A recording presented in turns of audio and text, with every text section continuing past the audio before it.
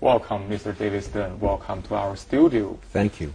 This is the second time you just come to our building, right? Correct. Yeah, and the last time I just remember the old building, and this time the new building. How about your feeling? May I know that? This new building is really about the new and modern China. Mm-hmm. It's really among the best in the world for broadcasting, and as an architectural matter, it's stunning. And the studios are beautiful as well. Okay, and do you remember the last time you just enter into the old building's feeling? I remember it was a very old building. Very old building, older than me and older than you. That was my first relationship building with CCTV.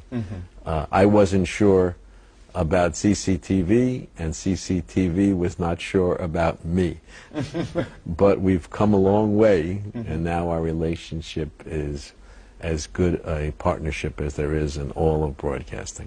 In that process, may I know, did you meet with any problems or the difficulties in the past years? You just make the cooperation? Well, other than the fact that in my first meeting, they said I had no appointment and I had to wait in the lobby for 2 hours. I just remember. Only because I'm stubborn. I stayed there and said, yes, we must have a meeting.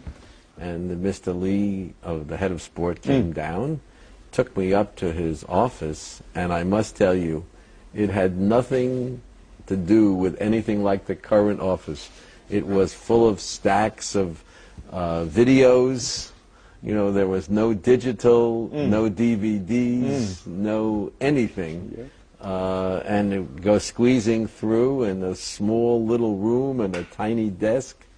So it's really very interesting, to say the least, and a great deal of fun. I feel it's very similar like some of our NBA coaches' office with full of videotapes. Yeah. Exactly so. It was a working office at a time before I think the world's television had come to China, and I was determined that the NBA was going to be there at the very beginning. I think that we found in China a market where the game has been played for almost as long as it has been played in North America. People forget that in 1936 at the Olympics in Berlin, China sent a team. Yeah, right.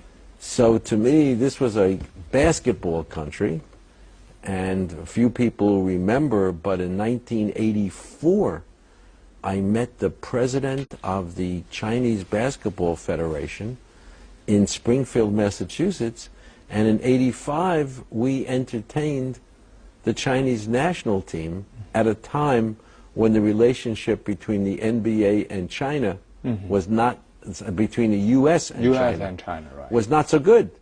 But I was determined to demonstrate that through sports we could develop a better understanding. And no one demonstrates that more than Yao Ming and the bridge that he provided between China and the U.S. in the context of his NBA career. So you are not only the leader of NBA, but the ambassador of U.S.